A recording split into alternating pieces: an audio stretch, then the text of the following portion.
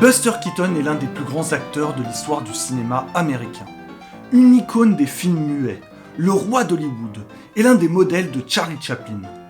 Mais Buster Keaton n'aurait jamais pu faire carrière sans l'aide de son ami Roscoe Arbuckle, dit Fatty. Le premier roi d'Hollywood qui passera de la gloire au drame.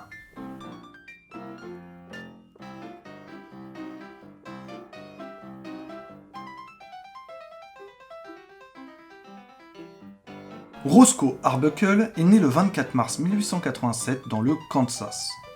Déjà bébé, sa corpulence est importante. Son père le méprise et le maltraite, croyant ne pas être son géniteur. C'est au collège qu'il est surnommé Fatty, le gros. C'est d'ailleurs comme ça que ses proches l'appelleront dans la vie courante. Pas très sympa. Sa mère l'encourage rapidement dans des activités artistiques. Roscoe se montre doué dans le chant et la danse. Il commence sa vie professionnelle en 1899 en travaillant dans un hôtel. Il chante en travaillant et se fait repérer par un client, chanteur professionnel.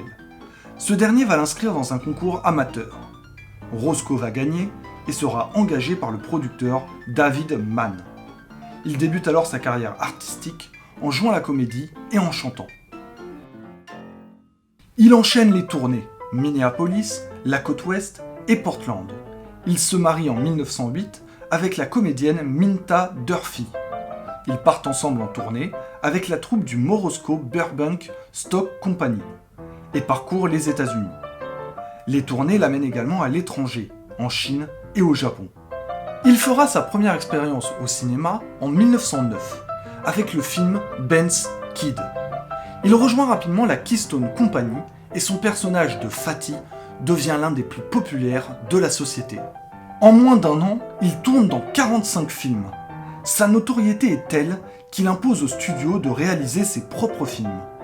C'est le cas notamment de Fatty au poulailler, qu'il écrit, dirige et réalise. Il tourne rarement pour les autres réalisateurs, excepté pour Charlie Chaplin, puisqu'il tourne dans 3 de ses films.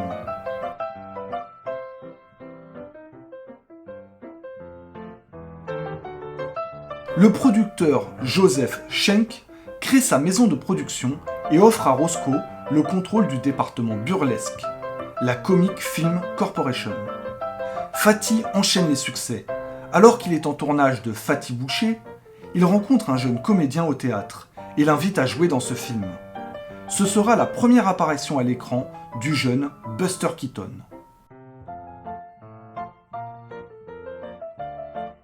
Celui-ci va devenir l'assistant de Roscoe. Et ensemble, ils vont tourner 22 épisodes de la série des Fatty, dont la plupart seront acclamés par la critique. Il signe alors avec la Paramount et cède ses parts de la Comic Film Corporation à Buster Keaton. Alors que Roscoe se concentrait jusque-là sur des courts-métrages, il s'attaque cette fois-ci aux longs-métrages. Le premier film, The Roundup, est un véritable succès, et de nombreux autres vont lui succéder. Roscoe tournera dans 9 films en une année, dont 3 simultanément. Pas un boulot de feignasse. Nous sommes en 1921. Roscoe Arbuckle est au sommet de sa carrière.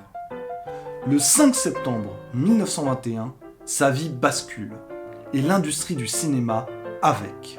Roscoe organise une fête ce jour-là dans un hôtel de San Francisco. Une grande quantité d'alcool est présente à cette fête, alors que nous sommes pourtant en pleine période de prohibition. Mais bon, quand on a les moyens hollywoodiens, la loi, on passe dessus. La jeune actrice Virginia Rappe, âgée de 25 ans, est invitée à la fête. Elle arrive sur les lieux à midi. Vers 14h, elle se sent mal après avoir beaucoup bu. Elle titube dans les couloirs et rentre dans une chambre au hasard. Celle de Roscoe. Roscoe décide 1 heure plus tard de monter dans sa suite pour se changer. Il découvre Virginia Rappe étendue sur le sol de sa salle de bain. Il la couche sur le lit et va se changer. Lorsqu'il revient, Virginia est hystérique. Roscoe prévient d'autres invités pour qu'ils l'aident à la calmer. Ceux-ci pensent que l'actrice a trop bu, mais elle hurle, arrache ses vêtements et se roule par terre. Elle semble souffrir de douleurs abdominales. Le docteur de l'hôtel intervient pour la prendre en charge et la journée suit son cours. Le lendemain, les invités quittent la fête, mais Virginia Rappe reste à l'hôtel avec les médecins. 2 jours plus tard, elle est conduite à l'hôpital.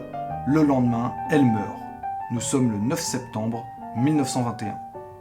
Elle est morte d'une péritonite aiguë et d'une perforation intestinale due à l'éclatement de sa vessie.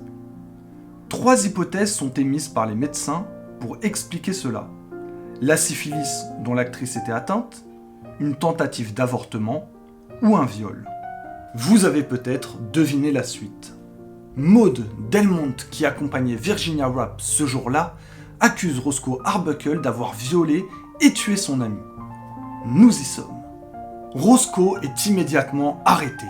La presse se déchaîne. Du jamais vu. Roscoe payait pour tous les abus de l'industrie cinématographique. Tout le monde le pense coupable. Les rumeurs vont bon train. Les journaux n'ont aucune limite. On raconte que Roscoe l'aurait forcé à boire, drogué, violé, étranglé, sodomisé. Une bouteille de coca était présente dans la chambre. On raconte qu'il l'aurait introduite de force dans le vagin de Virginia. Il est finalement poursuivi pour homicide involontaire. Lors de son procès, les preuves de l'accusation se reposent uniquement sur des témoignages. Aucun ne paraît concluant.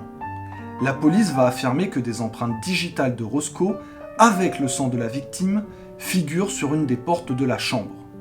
Ce qui est démenti par les experts. C'est quand même pas très sérieux. Le principal témoin à charge est Maud Delmont. Mais celle-ci a déjà été impliquée dans des affaires de chantage et d'extorsion de fonds, ce qui la discrédite complètement.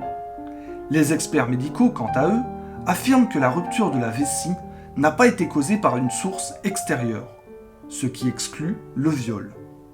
Avec toutes ces informations, on pourrait penser que les 12 jurés acquittent Roscoe, mais la propagande médiatique a été telle que 2 d'entre eux le déclarent coupable. 10 contre 2, l'affaire doit être rejugée. Le deuxième procès a lieu en janvier 1922, et le verdict est l'inverse du premier, 10 voix contre 2 pour la culpabilité de Roscoe. Lors du troisième procès, la vie de Virginia Rapp est étudiée plus attentivement.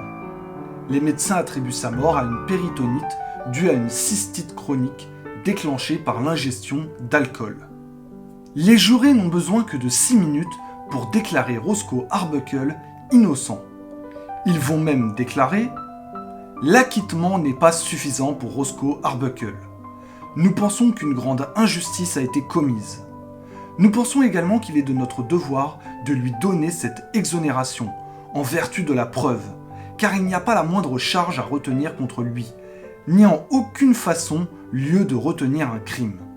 Il a été courageux tout au long de l'affaire, et a raconté à la barre des témoins une histoire simple à laquelle nous avons tous cru. Ce qui s'est passé à l'hôtel est une malheureuse affaire pour laquelle Arbuckle, comme le montre la preuve, n'a été en aucun cas responsable.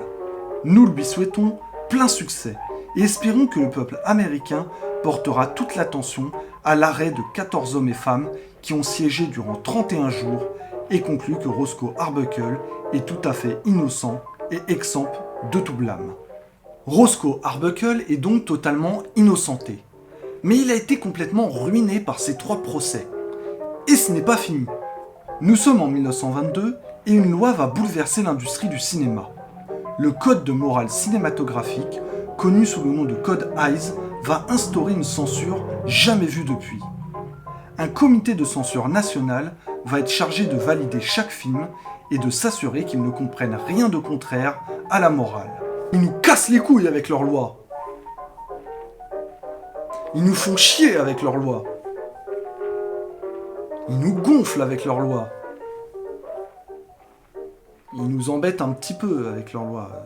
Un peu, rapide, hein. Pas beaucoup, mais quand même. La première décision de ce comité sera d'interdire Roscoe Arbuckle. Il est interdit de tournage pendant 10 ans. Grâce à son ami Buster Keaton, il peut continuer à travailler derrière les caméras, dans l'ombre, en prenant un pseudo. Il réalise de cette manière 50 courts-métrages à faible promotion. De 1927 à 1930, Roscoe retourne à son premier amour, le théâtre. Mais les problèmes ne sont pas terminés. de nombreuses manifestations viennent empêcher la tenue de certains spectacles. La ville de Minneapolis interdit même ses représentations, ce qui causera l'annulation de sa tournée. Il retourne à Los Angeles et achète le cabaret The Plantation. Mais nous sommes toujours en période de prohibition, et donc les rentrées d'argent, c'est pas trop ça. En 1930, il retourne au cinéma et réalise encore une trentaine de courts-métrages. Pour l'amour du 7e art ? Non. Roscoe n'a plus la flamme. Il revient sur le grand écran pour payer ses factures. Mais ses films ne dégagent plus la même énergie qu'avant. En 1932, il refait un tour sous les projecteurs, en signant un contrat avec Warner Bros. Il est la vedette de 6 courts-métrages qui sont en plus des films sonores.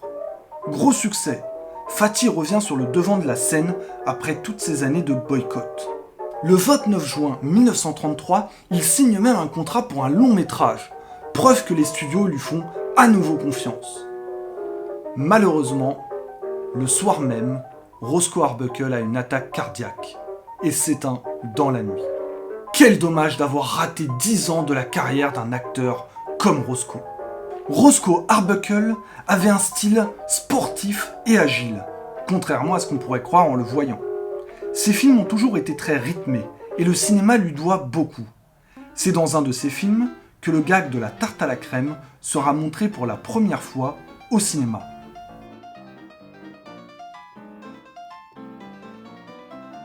Hollywood est un monde sans pitié, où vous pouvez passer de la lumière à l'ombre en un rien de temps. Parfois, c'est justifié. Des artistes dont on se rend compte qu'ils n'avaient pas tant de talent que ça. Des artistes qui pètent les plombs et se mettent d'eux-mêmes à l'écart.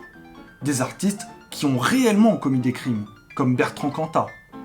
Et parfois, comme dans le cas de Roscoe Arbuckle, c'est totalement injustifié. Les médias de l'époque nous ont privés d'un grand du cinéma, qui aurait dû voir son nom aux côtés de ceux de Buster Keaton ou Charlie Chaplin. Je précise que j'ai eu l'idée de faire cette vidéo en lisant une bande dessinée de Nadar et Julien Fray, Fatty, le premier roi d'Hollywood. C'était l'histoire de Fatty, le premier roi d'Hollywood. Si vous avez